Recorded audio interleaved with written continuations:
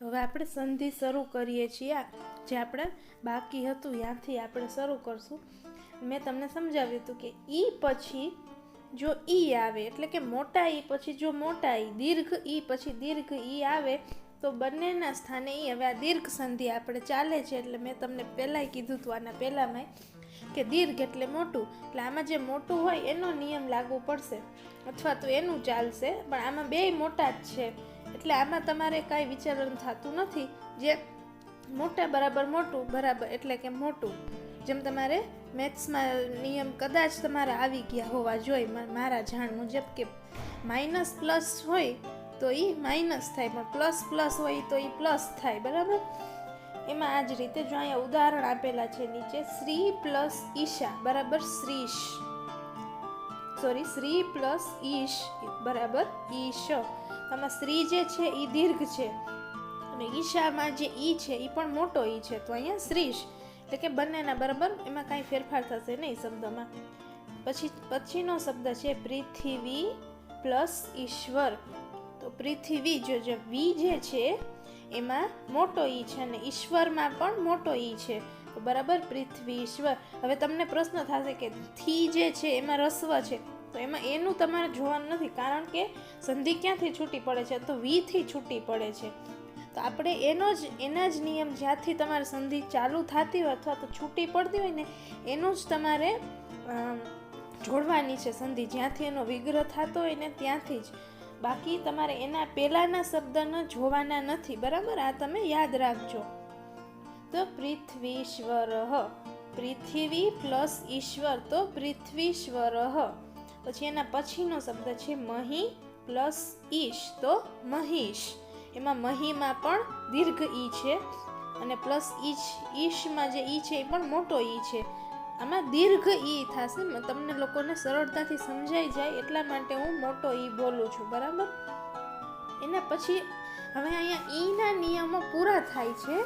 ગયા વખતે આપણે જે દીર્ઘ સંધિના નિયમમાં અના નિયમ જોયા, આના નિયમ જોયા, ઈના જોયા, હવે અહીંયા ઈના નિયમો પૂરા થાય છે. હવે અહીંયા ઉના નિયમો શરૂ થાય છે.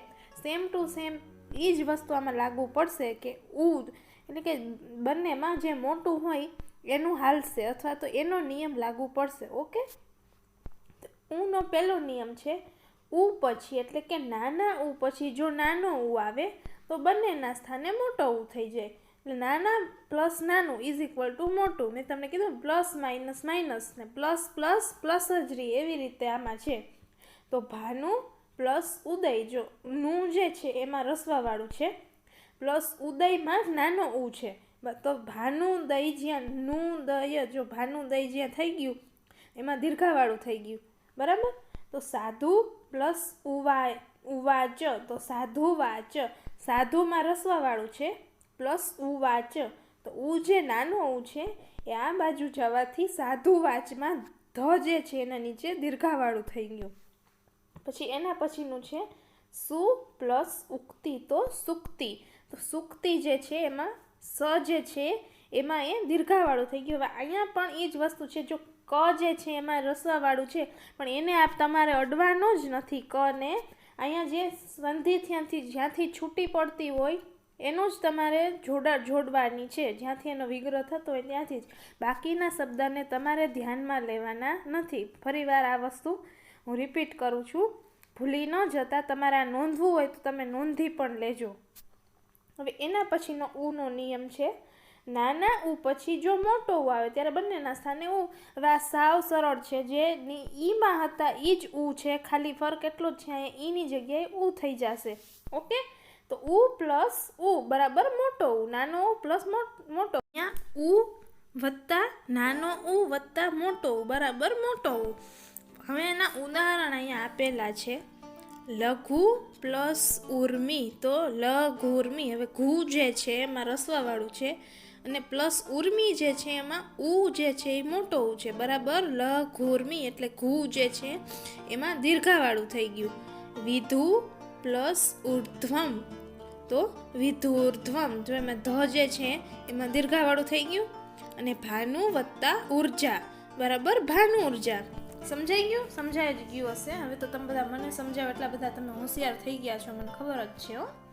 કાંઈ વાંધો નહીં, પણ ઘરે એવું ઓવર કોન્ફિડન્સમાં નહીં આવી જવાનું છે. રોજનું જે રોજ હાલે ને એ થોડું થોડું વાંચતું રહેવાનું. આમે સંસ્કૃત સાવ સરળ વિષય છે.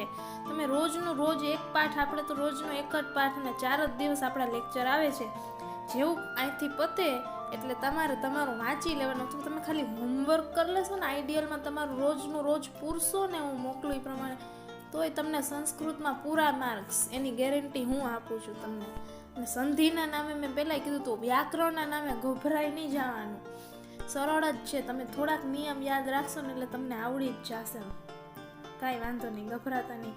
હવે ઉનો બીજો નિયમ છે. તેવી જ રીતે જો ઉ પછી મોટા ઉ પછી નાનો ઉ આવે તો પણ તેના સ્થાને મોટો ઉ થઈ જશે. બરાબર, આ તમને સમજાવી ગયું, મારે ડીપમાં કંઈ કહેવાની જરૂર નથી. મોટો ઉ પ્લસ નાનો ઉ બરાબર મોટો ઉ. વધુ પ્લસ ઉત્સવ તો વધુ ઉત્સવ. પછી ચમુ પ્લસ ઉપદેશ તો ચમુપદેશ. ઓકે, પછી ઉ નો જે છે એના પછીનો નિયમ છે, ઉ પછી મોટા ઉ પછી જો મોટો આવે ત્યારે બંનેના સ્થાને મોટો ઉ. એ તો આપણે હમણાં ઈમાં જોયું એ જ પ્રમાણે કે મોટા દીર્ઘ સંધિ છે, મોટાનું ચાલે, તો અહીંયા બે મોટા જ છે તો કાંઈ પ્રશ્ન રહેતો જ નથી. ઉનું ઉ રહેશે અહીંયા. તો ભૂ પ્લસ ઉર્જા તો ભુર્જા. તો આમાં ભૂ જે છે એમાં દીર્ઘાવાળું છે, અને ઉર્જા છે એમાં પણ મોટો ઉ છે, તેમાં ઈનું ઈ રહેશે. પછી વધુ પ્લસ ઊંચું તો વધુ ઊંચું. બરાબર, અહીંયા વધુ ઊંચું. પછી ચૂમ પ્લસ ઉર્જા તો ચમુર્જા. ઓકે,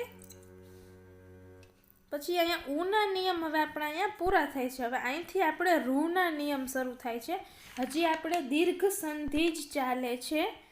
એટલે હવે અહીંયા ઈના નિયમ આપણે જોયા, અના જોયા, આના જોયા, ઉના જોયા. હવે આપણે રૂના નિયમ જોશું.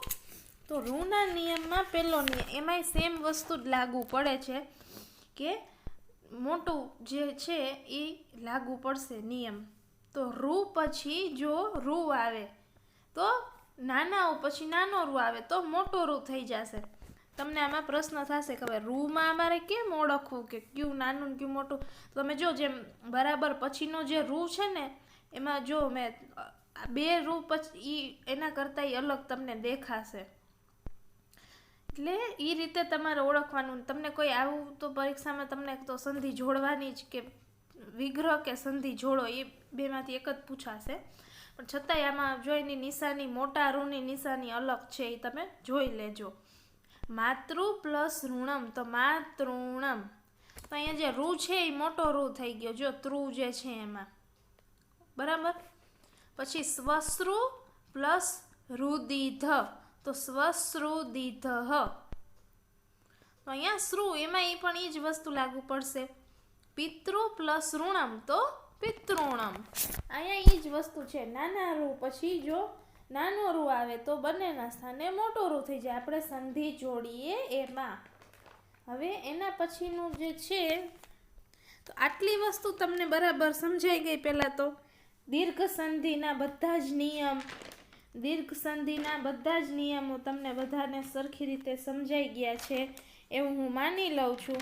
મને લાગે છે કે તમને બધાને હવે દીર્ઘ સંધિમાં તમે પાવરધા થઈ ગયા છો, બધું જ તમને સમજાઈ ગયું છે. છતાંય જો દીર્ઘ સંધિમાં કોઈને કાંઈ પણ પ્રશ્ન હોય તો તમે મને પૂછી શકો છો. તો અત્યાર લગી મેં તમને જે દીર્ઘ સંધિ સમજાવી અને એના અલગ અલગ નિયમો આપણે જોયા, અ, આ, ઈ, ઉ, રૂ, બરાબર, બધાના નિયમ જોયા. અને મેં કીધું એમ એ પ્રમાણે દીર્ઘ સંધિ જે છે એ તમને હવે સમજાઈ ગઈ હશે. પણ અત્યાર લગી જે આપણે જોયા દીર્ઘ સંધિના નિયમ સમજ્યા, જો મેં તમને અહીં લખ્યું છે, તો આ રીતે આપણે દીર્ઘ સંધિને નિયમપૂર્વક સમજ્યા. મને ખબર છે કે આ રીતેમાં હું તો ભૂલી ગઈ છું, કાંઈ વાંધો નહીં, માણસ માત્ર ભૂલને પાત્ર. મને એ બદલ હું સોરી કહું છું તમને લોકોને. અહીંયા આ રીતે છે તો આ તમને એમ થશે આ રી શું છે, આ રીતે છે. આપણે દીર્ઘ સંધિને નિયમપૂર્વક સમજ્યા. જેમ બે વર્ણો જોડવાથી સંધિ કહે છે, તેવી જ રીતે બે વર્ણોને અલગ કરવાથી સંધિ વિચ્છેદ કહે છે. તમને કોઈ પણ રીતે પરીક્ષામાં પૂછાય કે સંધિ જોડો અથવા તો સંધિ વિચ્છેદ કરો. અત્યાર લગી જે આપણે જોયા ને દીર્ઘ સંધિના નિયમમાં, એ તમને સંધિ જોડવાનું કીધું હતું. બે તમને પ્લસ આપ્યા હોય શબ્દો અને એને બરાબર તમારે જોડીને તમારે કહેવાનું હોય કે એનું શું થાય દીર્ઘ સંધિમાં. મેં તમને સમજાવ્યું એ પ્રમાણે. પછી એના પછી મેં હવે જે આમાં કીધું છે શબ્દો તોડવાથી એને સંધિ વિચ્છેદ કહેવાય. અને એના પણ અહીં ઉદાહરણ આપ્યા છે. તો હિમાલયનું શું થાય? તો જો અહીંયા આપણે નિયમ જોયા ને એ પ્રમાણે નિયમ યાદ રાખો. તો હિમ વત્તા આલય એટલે હિમાલય. પછી મહિન્દ્ર, તો મહી વત્તા ઇન્દ્ર. આ પણ મેં તમને જો આજે મેં તમને ઉદાહરણ જે બતાવ્યા હતા ને હમણાં આપણે આ જે નિયમ જોયા હતા ને એમાં મેં ઉદાહરણ લખ્યા હતા ને એમાંથી જ છે. તમને કદાચ અમે એમ થાય કે આ તો શું કંઈ નથી, તો એમાં તમે નિયમ આગળ કરીને જોજો. તમે લખાનું હોય કાંઈ વાંધો નહીં, મેં તમને ફોટા મૂક્યા હતા ગ્રુપમાં, એમાંથી જોઈ લેજો. તો સુક્તિ, તો સુ વત્તા ઉક્તિ. અહીંયા જો સુક્તિ જે છે એમાં સુ દીર્ઘાવાળું છે અને બરાબર આપણે જે સંધિ વિચ્છેદ કર્યો છે એમાં સુ રસવાવાળું થઈ ગયું અને પ્લસ ઉ એટલે કે એમાંય નાનો ઉ છે. તો નાનો વત્તા નાનો ઉ બરાબર મોટો ઉ એટલે આ બાજુ થઈ ગયું દીર્ઘ.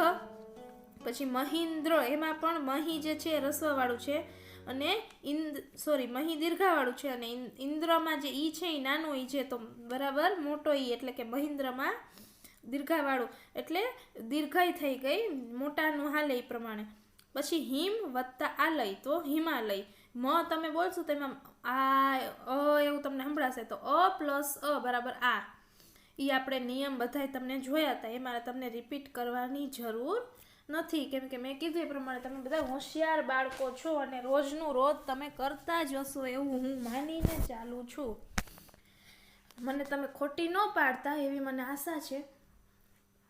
હવે તમને બધાને છે ને આપણે દીર્ઘ સંધિ સમજાઈ ગઈ છે સારી રીતે. અને હવે આપણે ગુણ સંધિ શરૂ કરીએ છીએ. હવે ગુણ સંધિ શરૂ તો કરી છે પણ દીર્ઘ સંધિ છતાંય તમે સરખી રીતે સમજી લેજો. અને આપણે જે છે ગુણ સંધિ હવે શરૂ કરી છે. દીર્ઘ સંધિમાં કોઈને કાંઈ પણ પ્રોબ્લેમ હોય, પ્રશ્ન હોય, તમે મને પૂછી શકો છો. હવે આપણે અહીંયા ગુણ સંધિ શરૂ કરી છે. હજી આપણી સંધિ પૂરી થશે નહીં, હજી સંધિમાં ઘણું બધું છે, એટલે તમે કંટાળી જાતા નહીં. અને જો કદાચ તમે કંટાળી જાઓ તો મને કહી દેજો કે મેડમ વચ્ચે એકાદો અમને પાઠ કે કાવ્ય સમજાવો, અમે સંધિમાં હવે કંટાળી ગયા છીએ. અને હું થોડા નિયમો એટલે જ તમને એક વિડીયોમાં લઉં છું કે તમને પચશે નહીં. મેં તમને આગળ પણ કીધું હતું કે 2 રોટલીની કેપેસિટી હોય ને તમે 4 રોટલી ખાઈ લો તો તમને ઉલટી થઈ જાય. હજી તમે બધા નાના છો એટલે થોડા નિયમો જ આપણે એક વિડીયો જે છે એમાં કવર કરીશું.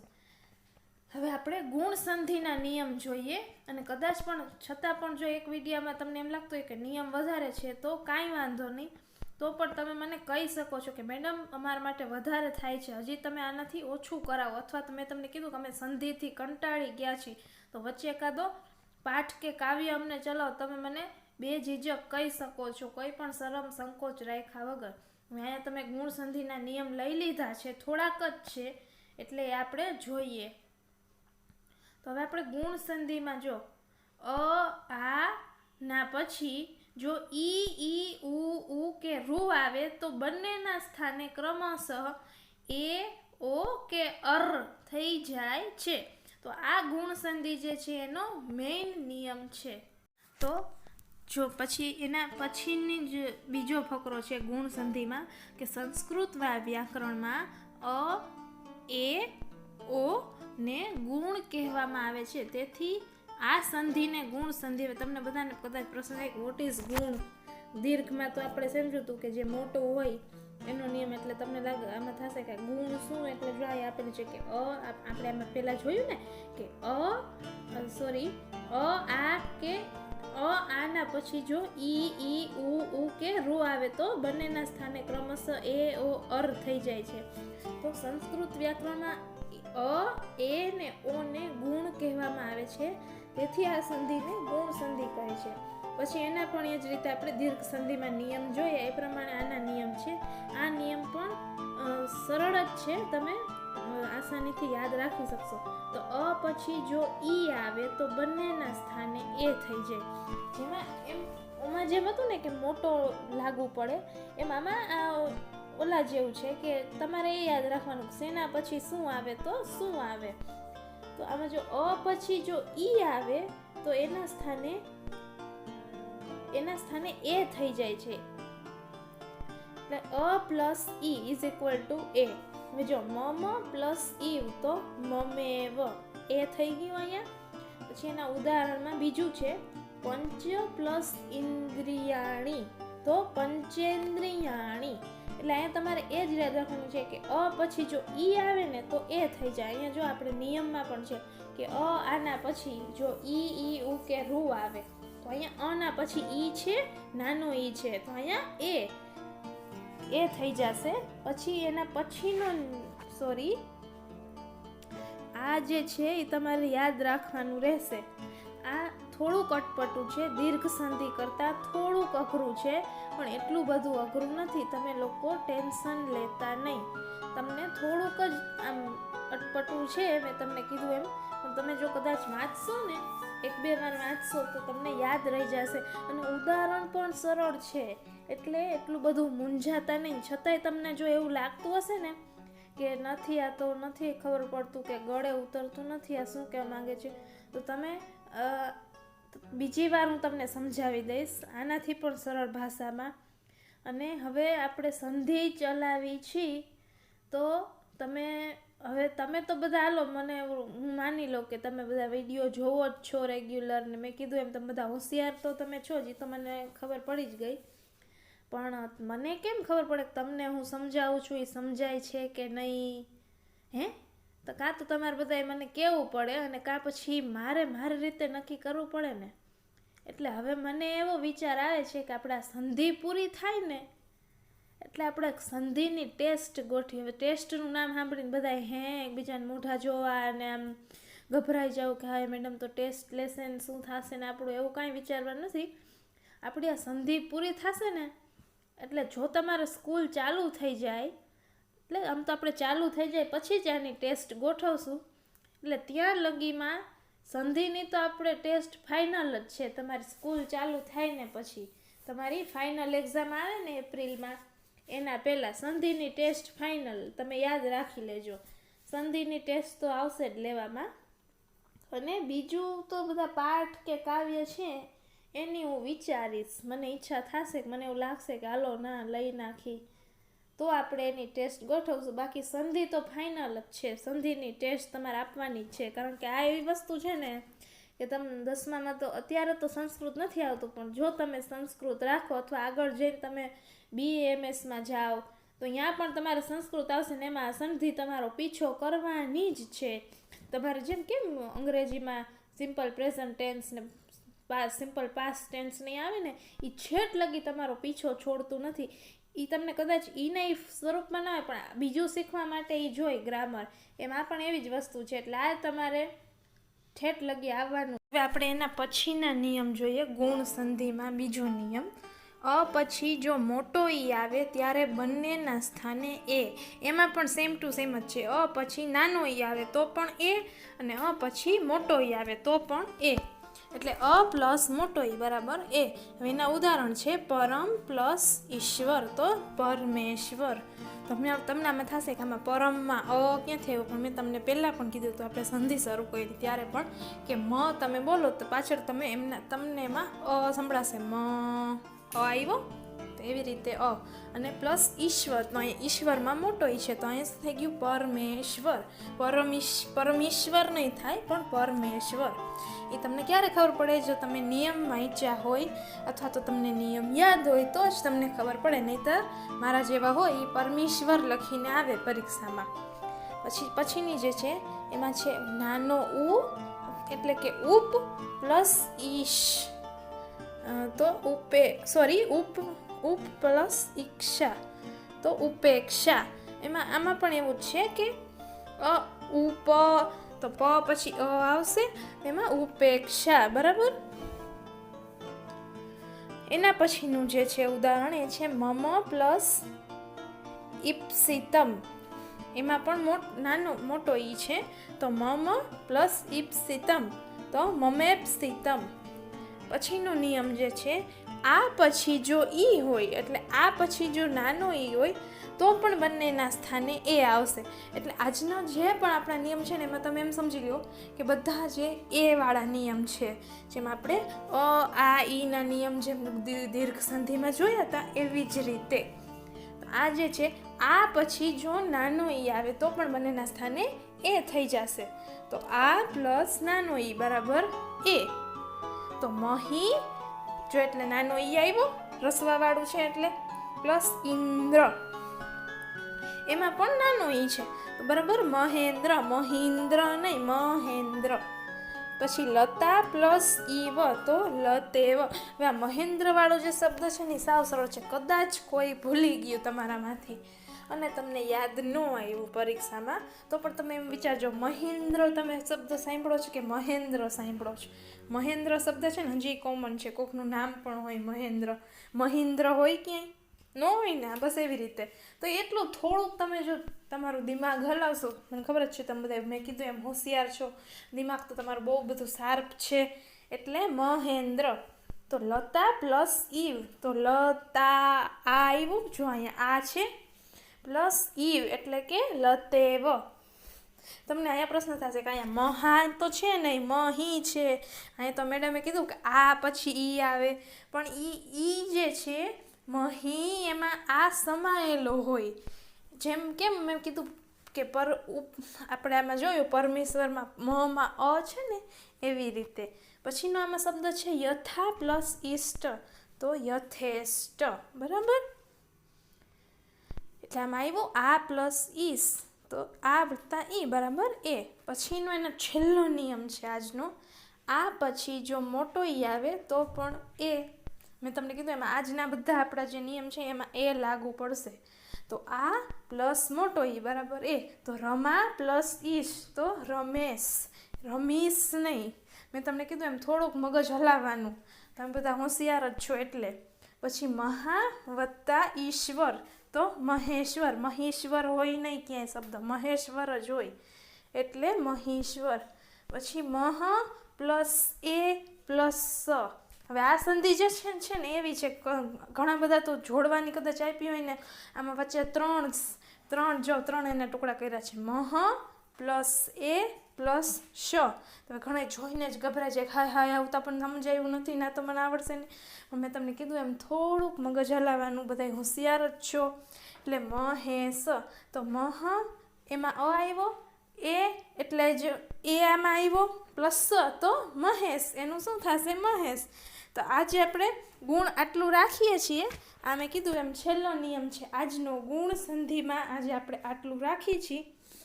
હવે પછી આપણે જ્યારે મળશું ત્યારે તમે મને કાં 2 દિવસમાં જવાબ, જો તમારે કોઈનો મને નહીં આવે મેસેજ કે ગમે તે, તો હું પાછું સંધિ હલાવીશ અને હું એમ સમજીશ કે ના બધાને તમને સંધિમાં બહુ મોજ આવે છે, મજા આવે છે.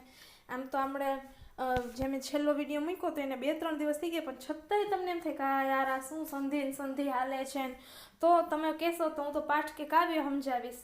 પાઠ કે કાવ્યમાં હવે આપણે છેલ્લા 2 જ બાકી છે, જ્યાં લગી મને યાદ છે ત્યાં લગી. અને આઈડિયલમાં પણ તમારે બહુ કાંઈ એટલું બધું રોજનું રોજ મોકલાય જ છે, એટલે આમાં તો એમાંય તમારે પૂરવાનું નથી. એટલે બીતા નહીં સંધિમાં જે હોય એ મને કહી દેજો, ન સમજાય તો પણ મને કહી શકો છો. Okay, by.